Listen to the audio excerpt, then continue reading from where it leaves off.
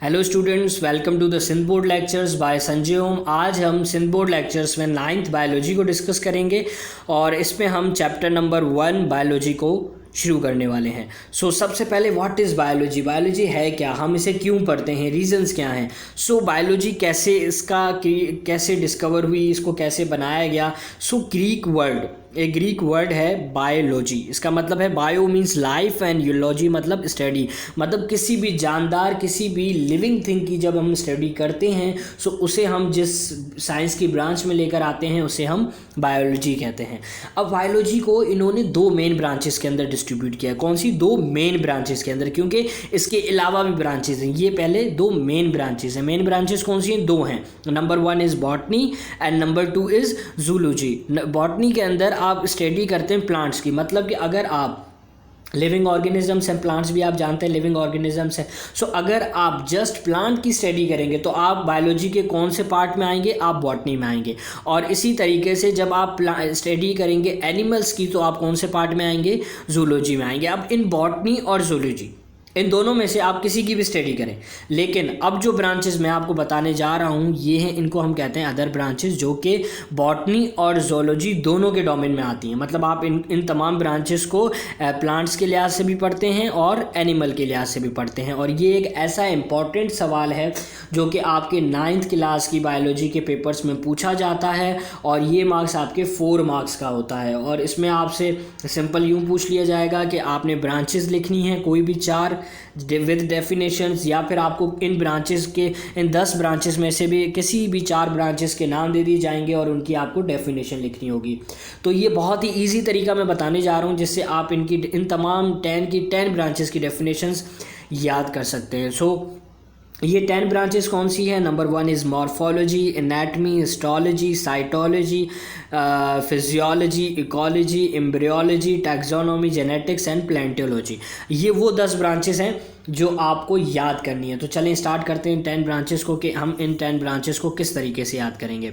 सबसे पहले मॉर्फोलॉजी। क्या होती है मॉर्फोलॉजी? मॉर्फोलॉजी का मतलब होता है एक्सटर्नल, बाहर से जब हम किसी भी स्ट्रक्चर्स को स्टडी करेंगे, बाहर से देखेंगे, बाहर से उसके स्ट्रक्चर को डिफाइन करेंगे, वो एनिमल हो या फिर प्लांट्स, क्योंकि हम यहाँ पर बॉटनी एंड जूलॉजी दोनों के अंदर ये ब्रांचेस आती हैं। ठीक है, ये तमाम ब्रांचेस आप बॉटनी के लिहाज से भी देखेंगे और जूलॉजी के लिहाज से भी देखेंगे। तो जब आप किसी भी प्लांट या किसी भी एनिमल के एक्सटर्नल स्ट्रक्चर को देखेंगे, बाहर से देखेंगे कि उसका स्ट्रक्चर कैसा है, तो हम उसे क्या कहेंगे कि ये उसकी मॉर्फोलॉजी है। हम उसकी मॉर्फोलॉजी को स्टडी कर रहे हैं, यानी एक्सटर्नल स्ट्रक्चर्स को स्टडी कर रहे हैं। अब एनाटमी जो है ये बिल्कुल बरक्स है, मॉर्फोलॉजी के बिल्कुल बरक्स है, उल्टी है इसकी। मतलब कि अब अगर हम किसी भी ऑर्गेनिज्म के, किसी भी प्लांट के, किसी भी लिविंग जानदार के इंटरनल पार्ट को स्टडी करेंगे, मतलब हम उसको डायसेक्ट करें, उसको ओपन करें और उसके अंदर चेक करेंगे भाई, जैसे कि इंटरनल स्ट्रक्चर में चेक किया। अगर मैं इंसान की बात करूं तो आपने उसको कट किया, उसको डायसेक्ट किया, डायसेक्ट करके आप उसके जैसे अभी आप प्रैक्टिकल्स में भी अपने करेंगे तो आप डाइजेस्टिव सिस्टम देखेंगे। ये एक इंटरनल ऑर्गन है, हमारी बॉडी का एक ऑर्गन है डाइजेस्टिव सिस्टम। ठीक है, एक पूरा सिस्टम है जिसके अंदर डिफरेंट ऑर्गन्स हैं, इंटेस्टीन है, स्टमक है। तो जब आप इनको स्टडी करते हैं, इंटरनल स्ट्रक्चर्स को देखते हैं, तो वो कौन सी फील्ड में आता है? वो आपकी किस ब्रांच में आता है? एनाटमी में आता है। अब इसके बाद इसी से आगे चलते हैं, दैट इज हिस्टोलॉजी। हिस्टोलॉजी में आप क्या करते हैं? टिश्यूज़ की स्टडी करते हैं। किसकी स्टडी करते हैं? टिश्यूज़ की स्टडी करते हैं। और ये टिश्यूज़ क्योंकि बहुत छोटे से होते हैं, आप इसको अपनी नेक्ड आई से, खुली आंखों से नहीं देख सकते, तो आप हमेशा हिस्टोलॉजी में अंडर माइक्रोस्कोप स्टडी करेंगे, क्योंकि टिश्यूज़ आपको डायरेक्ट नज़र नहीं आते। Next branch that is cytology.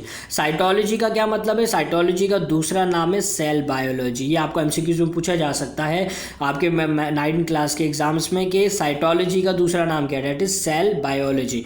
मतलब क्या है? अब साइटोलॉजी का मतलब है कि सेल के बारे में स्टडी करना, मतलब सेल का स्ट्रक्चर कैसा है, सेल क्या काम करता है, सेल कैसे मिलकर, किस चीज़ों से मिलकर बना हुआ है, और सेल के अंदर कौन से ऑर्गेनल है। ऑर्गेनल का मतलब माइटोकॉन्ड्रिया, एंडोप्लाज्मिक रेटिक्यूलम, मॉलिक्यूल्स वगैरह, जो कि मैं अपने आगे के लेक्चर्स में आपको बताऊंगा। सो ये आप इन चीज़ों की जब स्टडी करते हैं सेल्स के अंदर तो आप उसे कहते हैं साइटोलॉजी, और साइटोलॉजी को भी हम अंडर माइक्रोस्कोप स्टडी करते हैं क्योंकि ये भी हमें नेक्ड आई से नज़र नहीं आता। अब नेक्स्ट ब्रांच है फिजियोलॉजी। फिजियोलॉजी में क्या होता है कि हम डिफरेंट पार्ट्स की स्टडी करते हैं कि वो कैसे फंक्शन करें। जैसे कि आप सोचें कि आप ये देखना चाह रहे हैं कि हमारी आई कैसे काम करती है, वो हम आई के थ्रू कैसे देखते हैं, ठीक है। इसी के थ्रू आपने देखा कि हमारा दिल जो है वो कैसे पंप करता है, वो ब्लड को कैसे पंप करता है। तो इस फंक्शन को चेक करना, हमारे बॉडी के डिफरेंट पार्ट्स के फंक्शन की स्टडी करना फिजियोलॉजी में आती है, ठीक है। वो प्लांट्स के एतबार से हो या फिर एनिमल के एतबार से हो। Number 6 is ecology. इकोलॉजी का दूसरा नाम है इन्वायरमेंटल बायोलॉजी। ये भी एमसीक्यूज़ में बाज़ औक़ात काफ़ी मरतबा पूछा जा चुका है आपके 9th के एग्जाम्स में। इसमें क्या होता है, देखें, relationship of living organisms with each other, मतलब दो लिविंग ऑर्गेनिजम्स का आपस में क्या रिलेशनशिप है, और या फिर किसी लिविंग ऑर्गेनिजम्स का नॉन लिविंग ऑर्गेनिज्म से क्या रिलेशनशिप है, उसका एनवायरनमेंट से क्या रिलेशनशिप है। जब इसकी स्टडी करते हैं तो हम उसे इकोलॉजी में लेकर आते हैं। मतलब कि यूँ समझ लें कि जैसे मैं हूँ, मैं एक इंसान हूँ, ठीक है। अब मेरा नॉन लिविंग ऑर्गेनिज्म से क्या कांटेक्ट है, जस्ट एग्जांपल आप देख सकते हैं ये पेपर है, अब इससे मेरा क्या रिलेशनशिप है, क्या कांटेक्ट है, ठीक है। एनवायरमेंटल से क्या कांटेक्ट है, किसी जानवर से क्या कनेक्शन है, ठीक है। तो इस कनेक्शंस की जब हम स्टडी करते हैं तो हम उसे इकोलॉजी में लेकर आते हैं। Number 7 is embryology. एम्ब्रियो मतलब कि वो बेबी जब वो मदर की फीटस में वो एम्ब्रियो जब डेवलप हो रहा होता है, मतलब जब वो बन रहा होता है, ठीक है। और इसी तरीके से एक फ्रूट जब सीड के मतलब फॉर्म से वो एक फ्रूट के अंदर कन्वर्ट होता है, तो ये एक पार्ट होता है एम्ब्रियोल। उस टाइम जो वो सीड या फिर वो जो बेबी है हम उसे एम्ब्रियो कहते हैं। तो वो उस स्टेज के अंदर जब मौजूद होता है तो उसके अंदर क्या चेंजेस आ रहे हैं, द प्रोग्रेसिव डेवलपमेंटल चेंजेस, उसके अंदर क्या क्या चेंजेस आ रहे हैं एक एम्ब्रियो की कंडीशन में। जब वो एम्ब्रियो है, जब वो मदर के यूट्रस में मौजूद है, ठीक है, उसके अंदर जब चेंजेस आ रही हैं एक बेबी के अंदर इन 9 मंथ के दरमियान, तो वो जो चेंजेस आ रही हैं जब उन चेंजेस को स्टडी किया जाता है तो वो एम्ब्रियोलॉजी में आता है। और इसका दूसरा नाम क्या है, developmental biology. Number 8 is taxonomy. Taxonomy क्या है, टैक्सोनॉमी एक ऐसी ब्रांच है बायोलॉजी की जिसमें हम किसी भी चीज़ को डिस्क्राइब करते हैं, आइडेंटिफाई करते हैं, क्लासीफाई करते हैं, उसको साइंटिफिक नाम देते हैं। मतलब जब कोई नई चीज़ दरियाफ्त होती है तो उसको कैसे नाम देना है, किस बेसिस पे नाम देना है, कैसे उसको आइडेंटिफाई किया, हम उसको कैसे लोगों को कैसे बताएंगे कि ये क्या चीज़ है। तो ये सारा जो प्रोसीजर है, मतलब किसी भी चीज़ के बारे में बताना, उसको नेमिंग देना, ठीक है, साइंटिफिक नेमिंग देना, ये तमाम की तमाम टैक्सोनॉमी के अंदर आ रही होती है। Number 9 is genetics. जेनेटिक्स मतलब जीन का मतलब कि जैसे कि अगर हम बात करें तो हम अगर हम अपने ख़ानदान की बात करें तो एक जो लड़का है या लड़की है वो अपने मदर या पेरेंट्स पर जाते हैं, तो वो पेरेंट्स पे कैसे जाते हैं कि उनके अंदर जीन्स मौजूद होती हैं, ठीक है।